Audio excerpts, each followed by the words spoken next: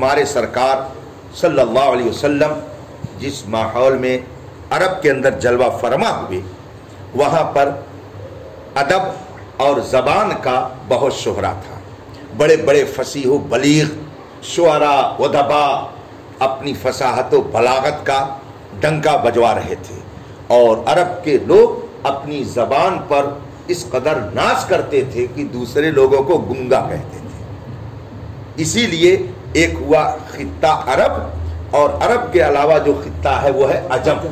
عجم کے معنی ہوتے ہیں گنگا کے، تو چونکہ وہ لوگ اپنے علاوہ دوسروں کو گنگا سمجھتے تھے، ان کو بولنے کا طریقہ ہی نہیں آتا ہے، وہ لوگ یہ سمجھتے تھے، تو اپنی زبان پر ان کو بہت گھمنڈ تھا، بہت ناز تھا۔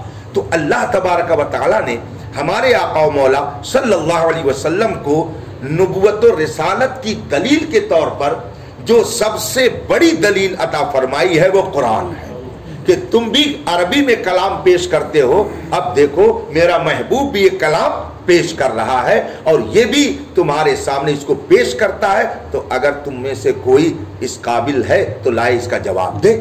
مگر سب کے سب عاجز اور درمادہ ہو گئے، جس کے بارے میں اعلیٰ حضرت فرماتے ہیں تیرے سامنے یوں دبے لچے فصحا عرب کے بڑے بڑے، کوئی جان منہ میں زبان نہیں بلکہ جسم میں جان نہیں۔ سرکار کی باتیں سن کر کے وہ زبان کیا ہلاتے، ایسا لگتا تھا کہ سب مردہ ہو گئے۔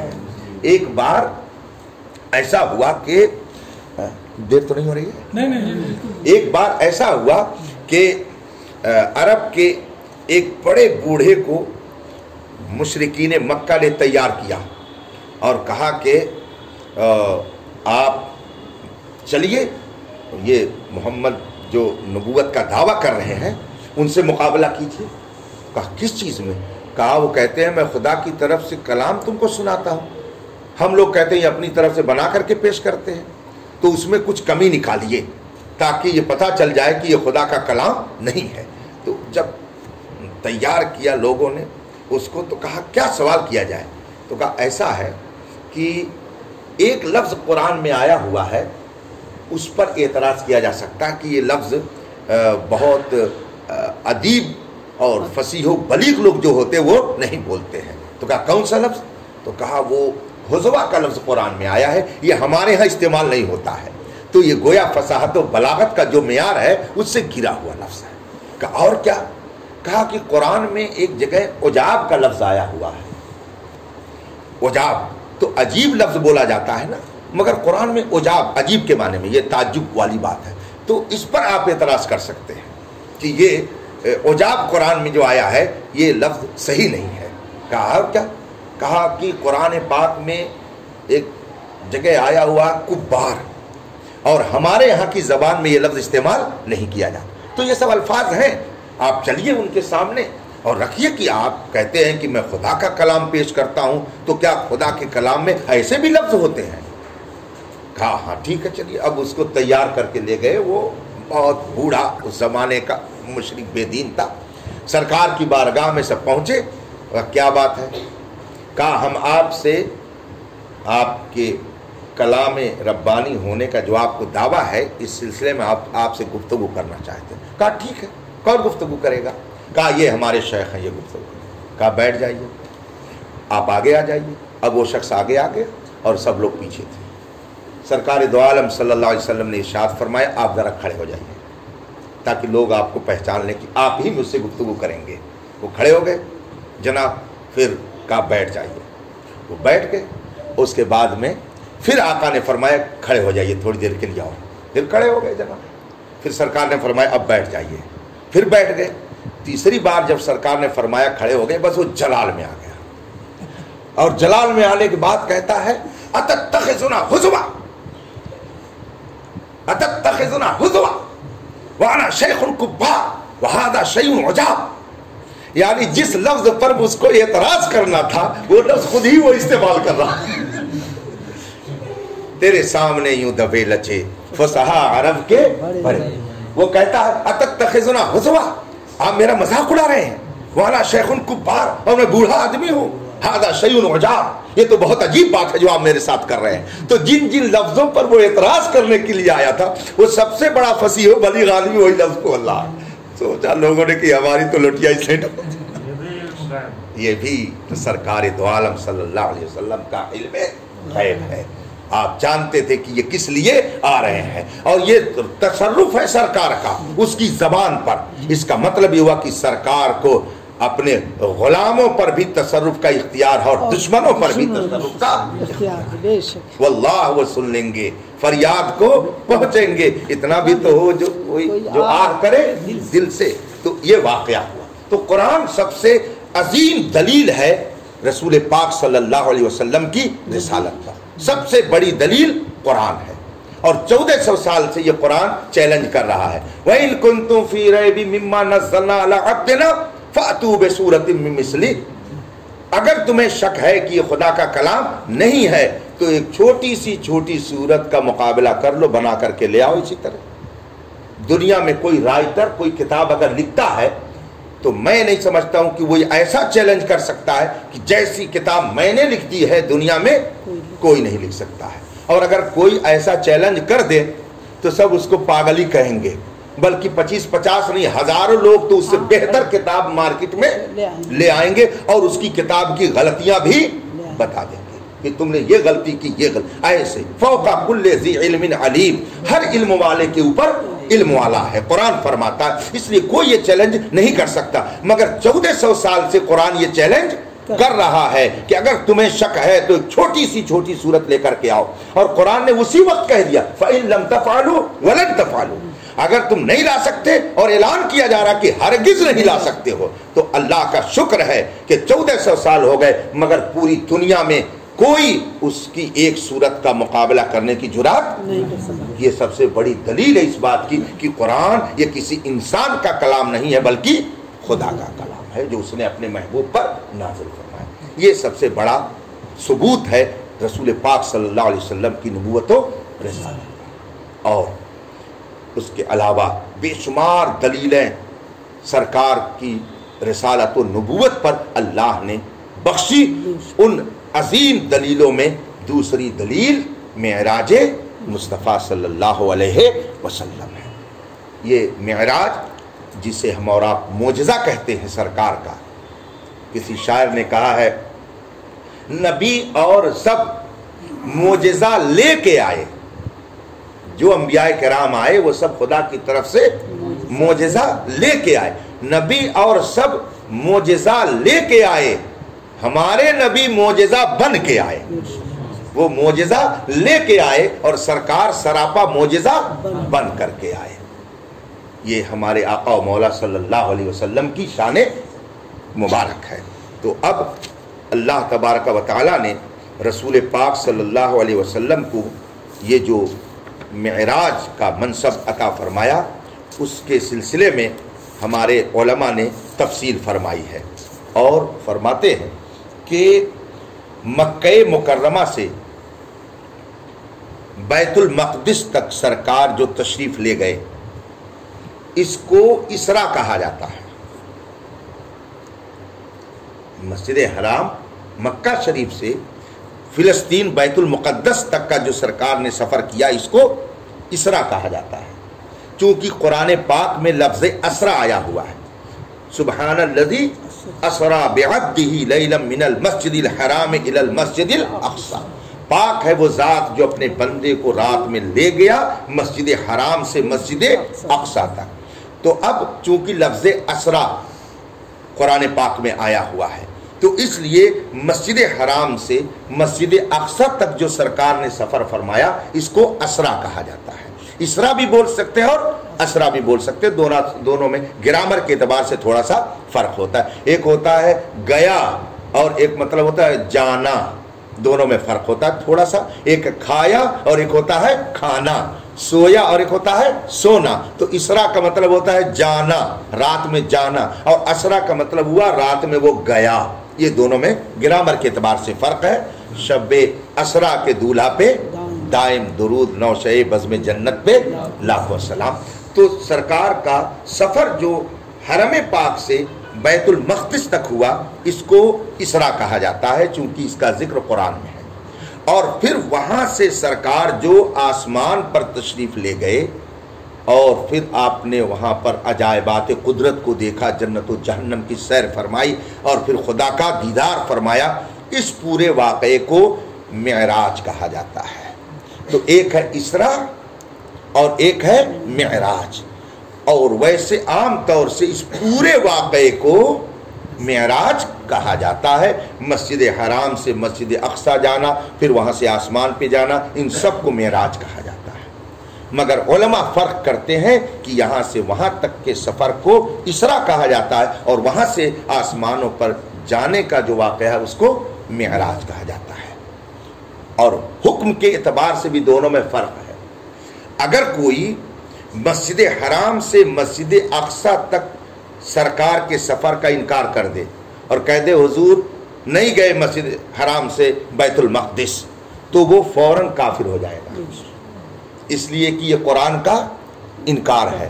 قرآن میں صاف فرمایا گیا من المسجد الحرام الی المسجد الاقصی، تو اگر کوئی اسرا کا انکار کرے تو وہ کافر مرتد بے دین ہو جائے گا، اور اگر آسمانوں پہ جانے کا انکار کرے تو وہ کافر تو نہیں ہوگا مگر کفر سے قریب ہو جائے گا، اس کو بد مذہب اور بد دین کہا جاتا ہے، اہل سنت و جماعت سے خارج ہو جائے گا۔ یہ فرق دونوں میں کیا جاتا ہے۔ تو سرکار دو عالم صلی اللہ علیہ وسلم مسجد حرام شریف سے مسجد اقصی تشریف لے گئے، یہ تو بالکل قطعی اور یقینی ہے۔ اب کب گئے، اس سلسلے میں کس مہینے میں گئے، علماء کے درمیان تاریخی اعتبار سے اس میں اختلاف ہے، اور کس تاریخ میں گئے اس میں بھی اختلاف ہے، مگر راجح اور صحیح تر بات یہ ہے کہ ماہ رجب میں 27ویں شب میں آقا دو عالم صلی اللہ علیہ وسلم کو سفر معراج اللہ کی طرف سے عطا کیا گیا، اور پوری دنیا کے مومنوں میں یہی معمول ہے کہ وہ 27ویں رجب کو شب معراج مان کر اوراد و وظائف کرتے ہیں، سرکار کی بارگاہ میں درود و سلام کا نذرانہ پیش کرتے ہیں۔ تو راجح یہی ہے کہ ماہ رجب کی 27ویں شب میں اللہ کے رسول صلی اللہ علیہ وسلم کو سفر معراج پر لے جایا گیا۔ اب اس کی تفصیل کیا ہے؟ اللہ کے رسول صلی اللہ علیہ وسلم نے جو ارشاد فرمایا وہ یہ کہ آپ دولت قدے میں تشریف فرما تھے، اور ایک روایت میں یہ ہے کہ آپ اپنی پھوپھی حضرت ام ہانی رضی اللہ تعالی عنہا کے گھر تشریف فرما تھے، اور پھر رات کے وقت میں حضرت جبریل علیہ الصلاۃ والتسلیم گھر میں اوپر سے داخل ہوئے اور پھر آپ کو بیدار کیا، اور پھر ارشاد فرمایا کہ آپ تشریف لے جائیں۔ چنانچہ آقا دو عالم صلی اللہ علیہ وسلم کاشانہ اقدس سے نکل کر مسجد حرام تشریف فرما ہوئے، اور پھر حضرت جبریل علیہ السلام نے آپ کے سینے اقدس کو چاک کیا، جس کو آپریشن کہہ لیجئے، چاک کیا، اور پھر آپ کے قلب مبارک کو نکال کر کے آب زمزم سے دھلا گیا، اور اس کے بعد میں پھر وہ قلب اطہر سینے پاک کے اندر رکھ دیا گیا، اور یہ پھر سینہ اپنی جگہ فوراً درست ہو گیا۔ اور اس کے بعد میں پھر سرکار کے سامنے وہ سواری لائی گئی جس کو براق کہا جاتا ہے، اور فرمایا گیا کہ اس پہ آپ تشریف رکھیے۔ وہ پوری تفصیل ہے کہ براق نے اس وقت کیا کیفیت اختیار کی، کیسے ہوا، پھر آپ اس پہ تشریف فرما ہوئے اور مسجد اقصی آپ پہنچے۔ آقا دو عالم صلی اللہ علیہ وسلم خود ارشاد فرماتے ہیں کہ میں نے جب مسجد اقصی کا سفر کیا اور میں جب قریب ہوا مسجد اقصی سے تو راستے میں میں نے دیکھا کہ حضرت موسیٰ علیہ السلام اپنی قبر میں نماز پڑھ رہے ہیں۔ اس سے کیا پتہ چلا کہ سرکار جیسے اوپر دیکھتے ہیں ویسے ہی نیچے بھی دیکھتے ہیں، اور یہ بھی پتہ چلا کہ انبیاء کرام مر کر مٹی میں نہیں ملے ہیں، بلکہ جیسے ہمارے اور آپ کے آقا و مولا صلی اللہ علیہ وسلم ایسے ہی حیات پاک سے ہیں، جیسے اپنی ظاہری حیات پاک میں تھے، ایسے ہی سارے انبیاء حیات پاک کے ساتھ ہیں، اور اپنی قبر اطہر میں وہ سب کے سب زندہ ہیں۔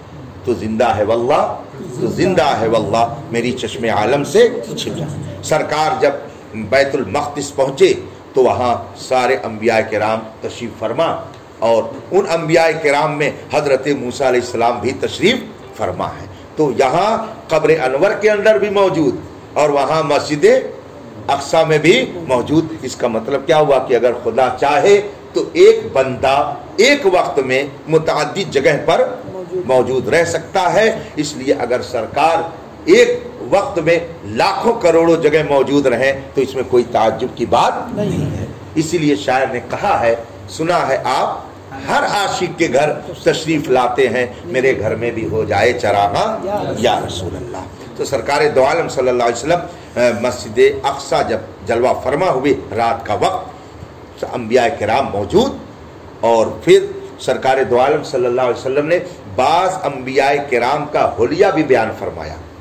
حضرت ابراہیم علیہ السلام کیسے تھے، ان کا بال مبارک کیسا تھا، ان کا چہرے مبارک کیسا تھا، ان کی ناک کیسی، ان کا رنگ کیسا، حضرت عیسیٰ علیہ السلام کیسے تھے، حضرت موسیٰ علیہ السلام کیسے تھے۔ صحابہ کرام میں سے بعض کے بارے میں سرکار نے فرمایا فلاں نبی تمہاری شکل کے تھے، فلاں نبی تمہاری شکل کے تھے۔ گویا سرکار دو عالم صلی اللہ علیہ وسلم سب کو پہچانتے تھے، اور سارے انبیاء کرام کا تعارف ہوا۔ پھر آقا دو عالم صلی اللہ علیہ وسلم نے وہاں 2 رکعت نماز پڑھائی۔ کون سی نماز تھی، اس میں اختلاف ہے۔ بعض علماء فرماتے ہیں کہ وہ کوئی فرض نماز تھی، مگر راجح قول یہ ہے کہ وہ ایک نفل نماز تھی جو سرکار نے وہاں پر ادا فرمائی، اور اس کی حکمت یہ تھی کہ تاکہ دنیا یہ جان لے کہ سارے انسان، عام انسان تو عام انسان ہیں، امام الانبیاء اگر کوئی ہے تو محمد رسول اللہ صلی اللہ علیہ وسلم۔ یہ وہاں پر سرکار دو عالم صلی اللہ علیہ وسلم کو اللہ کی طرف سے اعزاز بخشا گیا کہ سارے انبیاء موجود ہیں اور سرکار نے سب کی امامت فرمائی۔ اس واقعے کو ایک دیوبندی عالم جن کا نام محمد اقبال ہے، اور وہ پاکستان کے رہنے والے، آج سے 25 سال پہلے کا یہ واقعہ ہے، انہوں نے لکھا ہے کہ واقع معراج نے مجھ کو وہابی سے سنی بنا دیا۔ پھر وہ لکھتے ہیں کہ میں جس گھر میں پیدا ہوا، جس ماحول میں میں بڑھا اور پڑھا، اس میں مجھے یہی بتایا گیا تھا کہ نبی مر کر مٹی میں مل گئے، لیکن میں جب واقع معراج پڑھنے لگا اور اس مقام پر میں پہنچا کہ سارے انبیاء کرام موجود تھے اور سرکار نے سب کی امامت کی، تو میں سوچنے لگا کہ کیا سرکار نے سارے مردوں کی امامت کی تھی کیا؟ اور پھر مردوں کی امامت میں کون سی فضیلت ہے؟ آپ کسی قبرستان کے پاس جا کے کھڑے ہو جائیے اور کہہ دیجئے سارے مقتدی میرے ہیں، اس سے کون سی فضیلت؟ تو وہ لکھتے ہیں کہ واقع معراج نے مجھ کو وہابی سے سنی بنا دیا، اور جب میں اس مقام پہ پہنچا کہ سرکار نے سارے نبیوں کی امامت کی تو میں نے سمجھ لیا کہ عقیدہ وہی حق ہے جو امام احمد رضا نے فرمایا۔ چنانچہ فوراً انہوں نے سنیت کو قبول کر لیا کہ یقیناً حق یہی ہے کہ تو زندہ ہے واللہ، تو زندہ ہے واللہ، میری چشم عالم سے چھپا ہے۔ سرکار دو عالم صلی اللہ علیہ وسلم نے جب امامت فرما لی تو حضرت جبریل علیہ السلام نے فرمایا آپ تشریف چلیے۔ تو اب مکہ مکرمہ سے بیت المقدس تک سرکار براق پر گئے، اور پھر اس کے آگے دوسری سواری آئی جس کو رفرف کہا جاتا ہے۔ سرکار پھر رفرف پہ بیٹھ کر کے آسمان کی طرف روانہ ہوئے۔ اس سواری کی بھی عجب کیفیت، فرمایا گیا کہ وہ زینہ جو بنا ہوا تھا وہ نور کا زینہ تھا، جس پر سرکار اپنا سفر آپ نے طے فرمایا، اور پھر آسمانوں پہ جو سفر ہوا وہ حضرت جبریل علیہ الصلوۃ والتسلیم کے پر پہ سرکار نے سفر فرمایا۔ سدرۃ المنتہا تک سرکار کی جو سواری گئی وہ حضرت جبریل علیہ السلام کے پر گئی، اور وہاں سے آگے جب جانا ہوا تو حضرت جبریل علیہ السلام نے عرض کی یا رسول اللہ اب اس کے آگے میری منزل نہیں ہے۔ حضرت سیدنا شیخ سعدی شیرازی رحمۃ اللہ تعالی علیہ فرماتے ہیں کہ جب حضرت جبریل علیہ السلام نے سرکار سے عرض کی اب آگے میں نہیں جا سکتا، فارسی میں انہوں نے اس بات کو نقل کیا ہے، تو سرکار نے فرمایا چدر دوستی مخلصم یافتی انانم ز صحبت چرا تافتی۔ اے جبریل، جب تم نے مجھ کو دوستی میں پکا پایا تو یہاں دوستی کو تمہیں نبھانا چاہیے اور میرے ساتھ چلنا چاہیے، لیکن تم نے کیوں ساتھ چھوڑ دیا؟ تو حضرت جبریل نے عرض کیا کہ اگر یکسرے منہ برتر پرم فروغ تجلا بسوزت پرم، یا رسول اللہ اب اس کے آگے اگر ایک بال کے برابر بھی میں بڑھوں گا تو نور الہی کی حرارت سے میرا پر جل جائے گا۔ اعلیٰ حضرت رضی اللہ تعالیٰ عنہ نے اس کا نقشہ کھینچتے ہوئے کہا ہے جبریل کے پر جہاں جلے کوئی بتائے یوں کی یوں. سرکار کیسے تشریف لے گئے جب سید الملائکہ کہہ رہے ہیں کہ آگے اگر بڑھوں گا تو میرا پر جل جائے گا, تو عقل انسانی کی رسائی بھلا کیسے ہو سکتی ہے. آقا تشریف لے گئے, پھر آپ نے اللہ تبارک و تعالیٰ کا قرب حاصل کیا, اللہ تبارک و تعالیٰ کا دیدار کیا. اس میں بھی علماء کا اختلاف ہے. بعض علماء فرماتے ہیں کہ سرکار نے جبریل علیہ السلام کو دیکھا, ان کی اصلی شکل میں اللہ کا دیدار نہیں کیا, مگر جمہور ہمارے علماء اہل سنت فرماتے ہیں اور راجح یہ ہے کہ اللہ تبارک و تعالیٰ نے اپنا دیدار کرایا اور سرکار دو عالم صلی اللہ علیہ وسلم نے اپنے ماتھے کی آنکھوں سے اللہ کا دیدار کیا. حضرت سیدنا امام احمد ابن حنبل رضی اللہ تبارک و تعالیٰ عنہ ہیں کہ جو قسم کھا کے کہتے تھے بے شک رسول پاک نے اللہ کو دیکھا. ایک بزرگ ہیں, ان سے جب کوئی پوچھتا کہ کیا معراج کی شب رسول پاک نے خدا کا دیدار کیا تھا, تو وہ کہتے دیکھا دیکھا دیکھا دیکھا دیکھا دیکھا دیکھا دیکھا, جب تک سانس نہیں ٹوٹ جاتی یہی لفظ دہراتے رہتے تھے کہ بے شک اللہ کا دیدار نصیب ہوا سرکار دو عالم صلی اللہ علیہ وسلم کو. اور ہم اور آپ بھی یہی اعتقاد رکھتے ہیں, اس لیے کہ اعلیٰ حضرت فرما چکے اور کوئی غیب کیا تم سے نہا ہو بھلا, جب نہ خدا ہی چھپا تم پہ کروڑوں درود.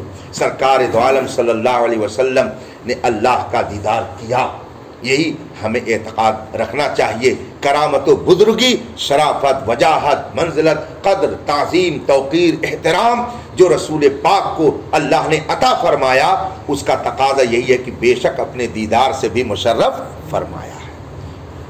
اس کو دیکھا یہ موسیٰ سے پوچھے کوئی, آنکھ والوں کی ہمت پہ لاکھوں سلام. یہ سرکار دو عالم ہی کی چشمان مبارک تھی کہ جن کے ذریعہ اللہ کا دیدار ہوا ہے. سرکار نے اللہ کا دیدار فرمایا اور پھر وہاں سے جو تحفہ نماز کا سرکار لے کر کے واپس ہوئے تو حضرت موسیٰ علیہ السلام نے فرمایا کیا تحفہ لے کر کے آئے؟ ارشاد فرمایا نماز کا تحفہ. کئے وقت؟ کہا 50. کہا آپ کی امت نہیں پڑھ پائے گی, بہت کمزور ہوگی آپ کی امت, اللہ کی بارگاہ میں جائیے اور پھر کم کرا کے آئیے. سرکار تشریف لے گئے, 5 وقت کی نماز کم ہو گئی, پھر آئے, پھر عرض کیا, پھر گئے, پھر آئے, پھر, اور آخری بار سرکار نے ارشاد فرمایا کہ اب اللہ کی بارگاہ میں اس کے لیے جاتے ہوئے شرم محسوس ہوتی ہے بار بار. ہاں یہ ہے کہ اللہ کی بارگاہ میں حکم بدلا نہیں جاتا ہے, بس میری امت 5 وقت کی نماز پڑھے گی اور 50 وقت ان کو ثواب ملے گا. تو یہ رسول پاک صلی اللہ علیہ وسلم کے وسیلے سے ہم کو یہ برکت ملی ہوئی ہے کہ ہم 5 وقت کی نماز پڑھتے ہیں, مگر رب ہمیں کئے وقت کی نماز کا ثواب عطا فرماتا ہے؟ 50 وقت کی نماز کا ثواب عطا. اور اس سے ایک بات اور معلوم ہوئی کہ حضرت موسیٰ علیہ السلام زمین پر, بلکہ زمین کے نیچے اور مسجد اقصیٰ میں بھی, اور جب آقا تشریف لے گئے آسمان پر تو وہاں بھی حضرت موسیٰ علیہ السلام موجود ہیں. اور یہ سرکار کی حدیث سے ثابت ہے, ایسا نہیں کہ یہ کوئی قصہ کہانی ہو اور کسی عام مولوی نے اس کو بیان کیا ہو. سرکار نے بیان فرمایا کہ میں نے فلاں آسمان پہ فلاں کو دیکھا, فلاں کو فلاں. اور یہ نماز کی کمی کا تو معاملہ یہ ہے کہ ہر فرقے کے لوگ یہی کہتے ہیں کہ سرکار صلی اللہ علیہ وسلم جب تشریف لائے تو 50 کے بجائے جو 5 جو ہوئی یہ حضرت موسیٰ علیہ السلام. تو کم از کم اتنا تو سوچنا چاہیے کہ حضرت موسیٰ اگر بیت المقدس میں نماز پڑھ رہے ہیں تو پھر کیسے آپ سے پہلے آسمان پر موجود ہیں اور وہاں سے نماز کی تخفیف کا تحفہ دلا رہے ہیں. تو اس کا مطلب کیا ہوا کہ وہاں بھی بولتا ہے مگر سمجھتا نہیں ہے. الحمدللہ ہم بولتے ہیں تو سمجھتے ہیں کہ اللہ تبارک و تعالیٰ اپنے محبوبوں کو وہ طاقت دے دیتا ہے کہ وہ وقت واحد میں جہاں چاہیں آ سکتے ہیں اور جا سکتے ہیں. خدا کی قدرت سے کچھ بعید نہیں ہے. سرکار پھر جنت و جہنم کا معائنہ کرنے گئے, آپ نے معائنہ فرمایا اور وہاں پر آپ نے جنت کی بہاروں کو بھی دیکھا اور جنتیوں کو بھی آپ نے دیکھا عالم مثال میں, اور جہنم میں جو جل رہے ہیں ان کو بھی دیکھا. جس طریقے سے ہر 15-20 روز پر سی جی ایم جو ہے وہ جیل کا معائنہ کرنے جاتا ہے, تو یہ نہیں ہے کہ وہ جیل چلا گیا, बल्कि जेल का मुआयना करने गया। ये अपना उसका मनसब है जिसकी बुनियाद पर वो मुआयना करके और हालात का जायजा लेकर के वापस होता है। तो बस ऐसे ही समझिए कि सरकार भी अपनी जागीर का मुआयना करने गए थे कि जन्नत में मेरे कौन गुलाम रहेंगे और उनका रुतबा क्या होगा और कौन जहन्नमी है जो जहन्नम में जलेगा। सरकार को अल्लाह तबारक व तआला ने सब दिखा दिया, जन्नती कौन है, जहन्नमी कौन है, जन्नत में कौन रहेंगे, जहन्नम में। सरकार को अल्लाह तबारक व तआला ने सब दिखा दिया, आपने सबका मुशाहिदा फरमाया। और जब वहाँ से वापस हुए तो फिर मस्जिद अक्सा बैतुल मक़दिस तशरीफ ले आए और वहाँ से फिर आप बुराक पर बैठ करके फिर मस्जिद हराम तशरीफ लाए और जहाँ सोए हुए तो रात में आकर के वहीं सो गए। जंजीर भी हिलती रही, बिस्तर फिर भी रहा गर्म, पल भर में गए अर्श पे और आए मोहम्मद सल्लल्लाहु अलैहि वसल्लम। और सुबह आपने जब नमाज पढ़ी और उसके बाद में आपने लोगों से बताया कि आज मैं इस सफर पर गया था। तो और सारे सफरों को तो लोगों ने देखा नहीं था, इसलिए वो कुछ न बोल सके। लेकिन मस्जिद हराम से मक्का शरीफ से उस जमाने में 1 महीने का सफर था बैतुल मक़दिस का। 1 महीने में आदमी पहुंच सकता था और 1 महीने में वापस आ। क्योंकि मक्के के लोग बिजनेस के लिए उमूमन जाते रहते थे फिलिस्तीन मुल्क शाम के इलाके में, तो उनको मालूम था कि कितनी देर लगेगी आने और जाने में। तो जब सरकार ने फरमाया कि मैं गया तो कितने कलमा पढ़ने वालों ने इनकार कर दिया है। तो बिल्कुल सफेद माअज़ल्लाह सफेद झूठ बोल रहे हैं, ऐसा कैसे हो सकता है, आप यहाँ थे और इतनी जल्दी मुर्तद हो गए। बहुत सारे कलमा पढ़ने वाले मुर्तद हो गए और उन्होंने कहा हम नहीं मानते हैं। आप कैसी बात कर रहे हैं, आज तक हम आपकी बात की तस्दीक करते थे, मगर ये तो बहुत अजीब बात आप बता रहे हैं, हमारी अक्ल में ये बात आ ही नहीं रही है। 1 महीना जाने में लगता है, 1 महीना आने में, और आप कह रहे हैं कि हम गए और आ गए। रात भी यही अभी ऐसा पढ़ करके सोए हैं और सुबह फजर भी यही पढ़ रहे हैं और कह रहे हैं मैं चला गया बैतुल मक़दिस और आसमान पर भी गया। हम नहीं मानते इसको। न जाने कितने लोग इसका इनकार कर बैठे। और फिर शुदा जब ये बात फैली तो कुछ लोग जो कलमा पढ़ते थे वही गए हज़रत अबू बकर सिद्दीक़ रज़ी अल्लाह तआला अन्हु के पास। तो वो तो इनकार कर चुके थे, कहा अरे कुछ सुना, आज बहुत अजीब बात हो गई, तुम्हारे साथी क्या कह रहे हैं ये। तो हज़रत सैयदना सिद्दीक़ अकबर ने फरमाया क्या कह रहे हैं। कहा वो कह रहे हैं हम ऐसा सफ़र करके आए, रात में गए थे बैतुल मक़दिस। बताओ जरा। अल्लाह, हज़रत सिद्दीक़ अकबर का ईमान। फरमाते क्या सरकार ने हमारी ये कहा है? कहा बयान कर रहे हैं सबसे, पूरे मक्का में कोहराम मचा हुआ कि ये क्या दावा कर बैठे। हज़रत सिद्दीक़ अकबर फरमाते तो अगर मेरे महबूब ने फरमाया है तो इसमें कौन सी ताज्जुब की बात है। मैं तो इससे भी ज्यादा ताज्जुब वाली उनकी बात की तस्दीक कर चुका हूं। वो कहते हैं कि आसमान से जिब्रील मेरे पास आते हैं, तो जब मैं इसकी तस्दीक कर सकता हूं तो इसकी तस्दीक करने में कौन सा ताज्जुब की बात। बेशक मेरे आका ने अगर फरमाया तो तशरीफ ले गए। और फिर वहां से हज़रत सिद्दीक़ अकबर उठे, सरकार की बारगाह में आए, अर्ज़ की या रसूल अल्लाह क्या आप बैतुल मक़दिस तशरीफ ले गए थे रात? कहा हाँ मैं गया था। सीरत इब्ने हिशाम में है कि हज़रत सिद्दीक़ अकबर ही ने अर्ज़ की या रसूल अल्लाह मैं गया हूँ बैतुल मक़दिस। तो सरकार ज़रा बताएंगे कि बैतुल मक़दिस कैसा है। ये हज़रत सिद्दीक़ अकबर रज़ी अल्लाह तआला अन्हु, आप बताएंगे कैसा है सरकार। तो हज़रत सिद्दीक़ अकबर रज़ी अल्लाह तआला अन्हु की इस ख्वाहिश पर सरकार ने फरमाया हाँ बेशक मैं बताऊँगा। सरकार फरमाते हैं फिर निगाहे नबूवत के सामने बैतुल मक़दिस मस्जिद अक़सा सामने मौजूद, और फिर सरकार ने उनसे फरमाया इतने जंगले हैं, इतनी खिड़की है, इतने रोशनदान है, इतने दरवाजे हैं, इतने भाई इतने। कहा या रसूलल्लाह बेशक आप, मैं तो पहले ही तस्दीक कर चुका था कि आप गए, बेशक आपने फरमाया। तब सरकार फरमाया अंत सिद्दीक़, तुम सबसे बड़े तस्दीक करने वाले हो। उसी दिन से हज़रत सिद्दीक़ अकबर का लक़ब सिद्दीक़, सरकार ने यह लक़ब दिया कि जहां पर लोग शक और तरद्दुद में पड़ जाते हैं, मेरा अबू बकर वो है जो आंख बंद करके मेरी बात की तस्दीक करता है। ये सिद्दीक़ अकबर रज़ी अल्लाह तआला अन्हु को शरफ हासिल है। और उसके बाद में जब अबू जहल वगैरह को मालूम है तो मजाक उड़ा, वो देखो अरे कल तक कुछ कह रहे थे तो चलो बर्दाश्त हो रहा था, आज देखो क्या कह रहे हैं, तुम लोग भी सुनो। कह रहे थे मैं वहां गया हूं, मैं वहां गया हूं। तो लोगों ने जब पूछना शुरू किया, सरकार ने बताया बेशक मैं गया हूं। اور بے شک میں نے بیت المقدس کا سفر کیا، اللہ نے مجھے معراج کا شرف بخشا۔ اللہ اکبر۔ میرے آقا صلی اللہ علیہ وسلم کو معراج کا جو معجزہ اور جو شرف اللہ کی طرف سے بخشا گیا، یہ اور کسی مخلوق کو نہ دیا گیا۔ تو جس طرح سے نبی کریم صلی اللہ علیہ وسلم کی نبوت کی دلیل قرآن بے مثال ہے، اسی طریقے سے رسول پاک کا واقع معراج بھی بے مثال ہے۔ وہ سرور کشور رسالت جو عرش پر جلوہ گر ہوئے تھے، نئے نرالے طرب کے سامان عرب کے مہمان کے لیے تھے۔ عرب کا وہ مہمان جو مہمان خدا بنا، اور اللہ نے وہ فضل، وہ اعزاز، وہ اکرام عطا فرمایا، سارے فرشتے بلکہ ساری کائنات اعزاز مصطفیٰ میں ٹھہر گئی، رسول پاک تشریف لے گئے شان سے اور پھر واپس تشریف۔ ہم اس نبی کا کلمہ پڑھتے ہیں جس کو اللہ تبارک و تعالیٰ نے اس کائنات میں بے مثل و بے مثال